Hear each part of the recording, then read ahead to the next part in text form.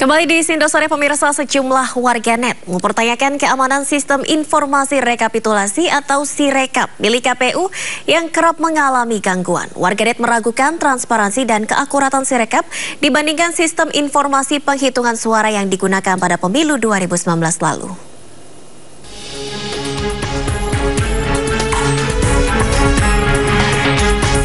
Aplikasi Sistem Informasi Rekapitulasi atau Sirekap milik Komisi Pemilihan Umum menjadi perbincangan di media sosial platform X pada akhir pekan lalu. Beberapa warganet mengaku belum bisa mengakses Sirekap karena tidak bisa masuk.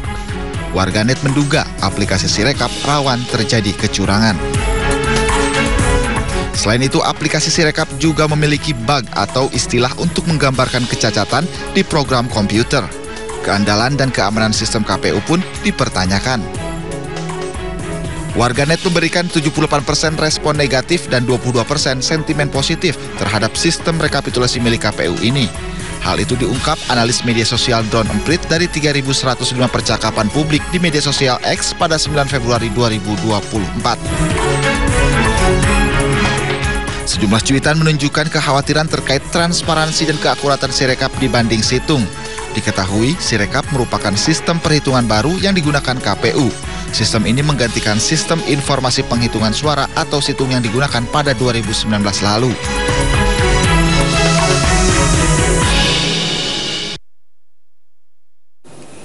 Ya pemirsa, hari pencoblosan tinggal hitungan jam saja, namun kendala masih saja ada. Kali ini aplikasi Sistem Informasi Rekapitulasi Pemilu atau Sirekap masih memiliki banyak kekurangan.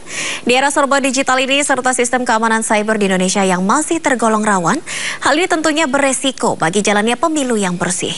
Segala upaya kini sedang dilakukan, lalu bagaimana memastikan agar pemilu berjalan tanpa kendala? Kita akan membahasnya lebih dalam sore ini bersama Sekjen Komite Independen Pemantau Pemilu, Kakak Suminta, dan juru bicara TPN Ganjar Mahfud, Mas Imam Priyono. Dan sebelumnya kami sudah berupaya menghubungi pihak KPU namun belum ataupun tidak dapat hadir pada sore hari ini. Kita sapa terlebih dahulu. Selamat sore Mas Kakak, Mas Imam. Selamat sore, Mbak Nadia, Mas Imam. Mas Kakak, selamat siang, sore. Baik, kita ke Mas Kakak terlebih dahulu. Mas Kakak, ini pencoblosan tinggal hitungan jam saja namun masih ada kendala di sistem Sirekap ini. Bagaimana tanggapan dari KIPP? Ya, secara umum sebenarnya KPU belum menyampaikan adanya kendala. Tetapi kita publik ya, termasuk netizen itu nampaknya sudah menengarai potensi-potensi itu. Dan ini nampaknya juga sudah dikonfirmasi terkait dengan beberapa hal. Untuk netizen ya, saya perhatikan juga percakapannya itu sampai pada teknis tentang IT, information teknologi. Ada yang meragukan dari sisi IT kehandalannya, kemudian sistemnya juga potensi-potensi yang bisa terjadi termasuk bug pada sistem itu sendiri. Nah, kalau kami dari sisi pemantau pemilu tentu mengkomparasi dengan 2019. 2019 itu kita hanya menggunakan Situng. Dalam Situng itu sebenarnya tidak terlalu ribet. Cukup KPU menampilkan apa adanya C1 waktu itu namanya. Sekarang namanya bukan C1, tetapi adalah model C hasil plano. Kemudian ada model C hasil salinan. Itu adalah C1 plano dan C1 salinan pada saat 2019. Jadi sangat sederhana. Nah, ini juga ada ada semacam alasan yang kurang pas. Misalnya KPU menyebutkan karena banyaknya korban, maka kita menggunakan Sirekap. Padahal jawaban untuk banyaknya korban bukan Sirekap, tapi mesin penggandaan. Jadi itu sudah dilakukan. Artinya ada mesin penggandaan, ada Sirekap. Nah, problemnya sekarang, Sirekap ini menjadi masalah baru. Kekhawatiran tadi saya pikir cukup beralasan. Kenapa? Karena preteks ya. Kalau Mas Imam dan teman-teman perhatikan ada preteks ketika soal Silom bermasalah. Kemudian Sidalih bermasalah. Silon bermasalah. Di Silom itu KPU mendapat hukuman etik oleh DKPP karena dinilai adanya cacat etik atau pelanggaran etika. Sayangnya kemudian yang dihukum itu adalah operator, bukan siapa aktor intelektualnya. Sampai Silon itu menarik, tapi kita tidak cerita semuanya. Artinya sistem informasi yang dibuat oleh KPU dan kemudian disampaikan ke publik, digunakan, ini punya masalah. Akibatnya kita khawatir Karena kalau 3, misalnya Silon, Sidali, Sipol, termasuk ya sistem informasi dana kampanye, itu input. Kalau input, orang masih maklum lah. Seperti kalau Silon, ada partai yang dinilai tidak layak masuk, tidak memenuhi syarat, tapi masuk. Yang pemimpin partai dan anggotanya pasti merasa happy. Tapi kalau terjadi di Sirekap, tentu saja ini tidak sederhana. Karena itu adalah hasil bagaimana persaingan yang sangat ketat saat ini, jika kemudian ada potensi permasalahan di Sirekap, belum lagi infrastruktur, internet, satu daya listrik, dan seterusnya. Begitu Mbak Nadia. Baik, Mas Kakak, artinya menurut KIPP sendiri lebih bagus sistem di pemilu 2019 dibandingkan Sirekap untuk pemilu tahun ini? Pertama, undang-undang tidak mengamanatkan KPU untuk masuk sistem informasi. Artinya itu hanya kalau dibutuhkan. Kedua, ini saya pikir tidak menjawab permasalahan yang ada di KPU di pemilu 2019. Tapi kemudian KPU mengintrodusir ini, banyak sekali catatan, dan ada satu hal yang saya pikir menarik ya. Ketika dilakukan uji publik, itu pun tidak utuh. Kita seakan-akan hanya menguji publik sesuatu PKPU, dalam ini PKPU 25 yang sudah hampir jadi. Jadi sudah selesai. Uji publik itu tidak mendapatkan masukan yang utuh dari berbagai pihak. Oleh karenanya saya pikir dalam waktu yang pendek ini mungkin nggak gitu kan. Pertama, trust publik ini harus ada dulu. Tadi dilihat netizen 75%, 70 lebih netizen itu malah nggak percaya. Ini trust publik yang tidak terpelihara. Minimal kalau Sirekapnya itu memang tidak bermasalah, maka kepercayaan publik sudah turun duluan. Ini artinya juga soal sosialisasi. Problem memang di KPU itu di sistem informasi yang saya perhatikan sebagai pemantau pemilu adalah begitu kurangnya partisipasi dan keterbukaan terhadap publik. Begitu Mbak Nadia. Baik, jadi Sirekap ini tidak menjawab sepenuhnya permasalahan di pemilu 2019 dan juga untuk keterbukaan publiknya kurang. Lalu Mas Kakak, ini bagaimana jika memang sistem cyber yang dimiliki KPU ini nyatanya masih belum sempurna padahal pemilu sudah menghitung jam saja? Ya, ini tentu saja sangat berisiko. Ini sangat-sangat berisiko. Kenapa sangat berisiko? Karena tadi saya katakan kalau yang sebelumnya pretek itu, walaupun ada masalah orang masih maklum. Tapi ketika yang jadi masalah adalah soal hasil ini begitu ketatnya misalnya dicapai cawapres ya, di antara kandidasi mereka itu sangat ketat, 1, 2, 3 itu. Dan kemudian keketatannya ini jika saja ada insiden, baik by the accident, apalagi by design. By accident-nya apa? Kesalahan, pengabaian, ataupun kelalaian. By design, siapa saja bisa terjadi. Bisa nggak ini kemudian ada semacam hacking di antara interface, misalnya dari di TPS ke sistemnya, dari sistem ke servernya KPU. Nah ini banyak sekali potensi, misalnya bagaimana dengan handphone teman-teman di KPPS. Saya nggak yakin juga ini kemudian sudah terstandarisasi dan sertifikasi, belum lagi dari sisi penggunaan teknologi teman-teman KPPS, sejauh mana mereka dilatih secara maksimal. Soal angka saja menjadi masalah kan, angka 4 yang tertutup itu tidak terbaca oleh sistem. Ini menarik saya pikir. Machine learning-nya ini agak kurang meyakinkan kita semua ketika tidak bisa membedakan karena masalah 4 yang tertutup dan 4 yang terbuka. Ini soal angka saja begitu, Mbak Nadia. Baik, ada potensi angka tidak terbaca oleh sistem dan juga banyak sekali potensi-potensi kendala lainnya. Kalau tanggapan dari Mas Imam sendiri tentang aplikasi Sirekap ini, padahal pemilu tinggal menghitung jam namun masih ditemukan saja ada kendala.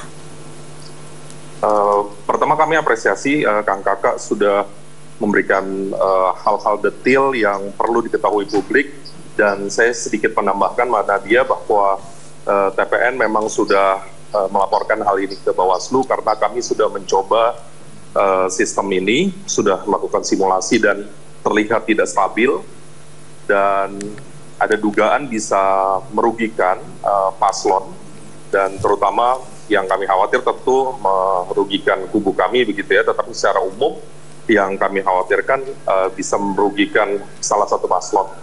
Dan kerugian itu sejatinya bukan hanya terhadap paslon, tetapi terhadap masyarakat atau publik yang hak pilihnya bisa jadi tercederai, yang harusnya mendapatkan privilege sebuah kedaulatan, tetapi malah misalnya tersingkirkan karena hal-hal teknis yang sejatinya harusnya dipersiapkan KPU sejak lama.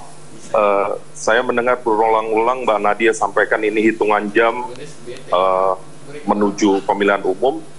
Kami sangat sepakat dan kami sangat khawatir sesungguhnya dengan begitu besarnya budget pemilihan umum yang puluhan triliun rupiah, tetapi kualitas dari penyelenggaraan sedemikian rupa sering sekali mendapatkan kritik tajam dari publik, dan juga kami tidak kurang-kurang rasanya memberikan input maupun feedback kepada teman-teman di KPU agar penyelenggaraan ini sejatinya harus bisa dirayakan bersama, harus bisa dibanggakan bersama, dan tidak seperti hari ini kita malah justru mendapati angka-angka yang tidak konsisten di saat kita melakukan simulasi. Karenanya meskipun tersisa hitungan jam, kami berharap ada perbaikan. Bahkan kami juga mengajukan 3 poin, diantaranya kami berharap bisa melakukan simulasi lebih jauh lagi bersama KPU. Mari kita nantikan bersama apakah ini bisa diperbaiki sehingga kualitas hasil itu punya legitimasi. Karena bila tidak, tentu ini sangat disayangkan. Kita sudah mengeluarkan banyak sekali effort untuk pesta demokrasi ini, tetapi di ujung kami khawatir sekali KPU belum memberikan performa yang diharapkan oleh publik. Kurang lebih sebentar itu, Mbak Nadia. Baik, dari TPN artinya sudah mengkomunikasikan kepada KPU, lalu tanggapan dari KPU bagaimana? Apakah ada upaya yang juga sedang diusahakan oleh KPU untuk bisa mengatasi potensi-potensi kendala ini, Mas Imam? Ya, kami sudah menyurati Bawaslu, Mbak, dan ada 3 poin memang yang didorong oleh kami. Kami minta perbaikan, kami minta simulasi, kami minta berjumpa dengan teman-teman KPU untuk memperbaiki ini. Tapi memang kami masih menunggu update dari tim yang saat ini berkomunikasi dengan pihak KPU maupun Bawaslu. Semoga dalam waktu dekat bisa diberikan ruang untuk memberikan koreksi atau mencoba lebih detail gitu ya Sirekap ini. Baik, tadi Mas Kakak sudah menyampaikan ini ada banyak sekali potensi-potensi kendala, seperti misalnya tadi sistem yang tidak bisa membaca angka 4, seperti itu.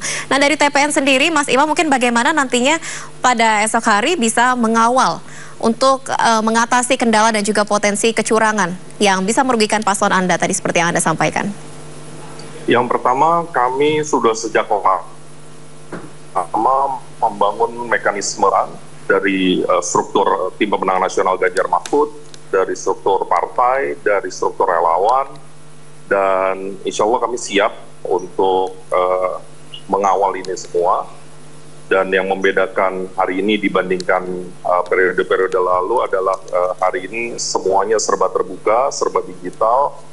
Kami juga meminta para relawan kami bisa optimal untuk memberikan laporan langsung dari lapangan, dan bila ada hal-hal yang mencurigakan, kami akan rekam, kemudian kami akan punya semacam comment center untuk mengkompilasi beragam dugaan-dugaan kecurangan bila ada di lapangan. Jadi yang dilakukan sudah sangat sistematis, dan mudah-mudahan ini akan berdampak juga sehingga siapapun yang punya niat melakukan kecurangan rasanya tidak akan terlalu mudah, karena kita secara militan akan turun di TPS-TPS.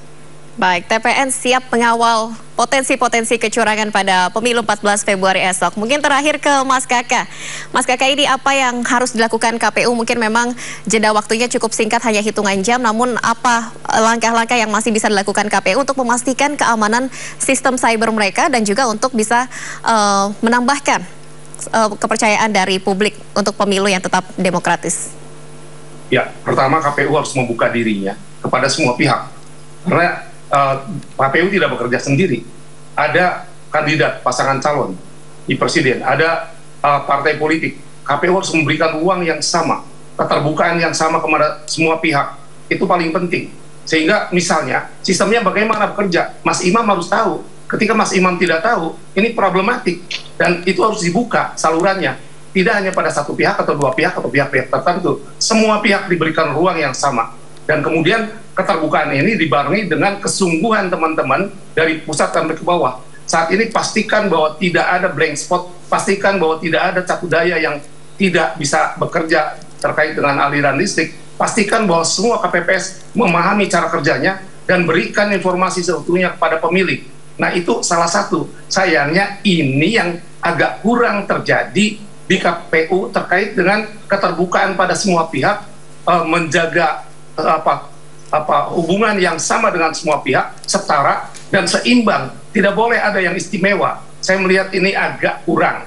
Sekali lagi, dalam waktu yang pendek, KPU bisa melakukan hal yang sangat luar biasa. Dan jangan lupa, Bawaslu juga harus punya akses. Problem kita adalah Bawaslu tidak mempunyai akses yang cukup terkait dengan IT yang dimiliki oleh KPU. Begitu Mbak Nadia. Baik, dalam waktu yang singkat ini kita sama-sama berharap KPU masih bisa melakukan perbaikan-perbaikan untuk memastikan sistem keamanan cyber Sirekap ini besok bisa berjalan dengan lancar, dan kita juga masyarakat bisa sama-sama mengawal agar pemilu esok bisa berjalan luber dan jurdil dan tentunya tanpa kecurangan. Terima kasih banyak Mas Kakak dan Mas Imam telah bergabung dalam dialog di Sindo Sore. Salam sehat, selamat beraktivitas. Terima kasih Mbak Nadia. Terima kasih Mbak Nadia, Mas Imam sehat selalu. Terima kasih Mas Kakak, sehat selalu.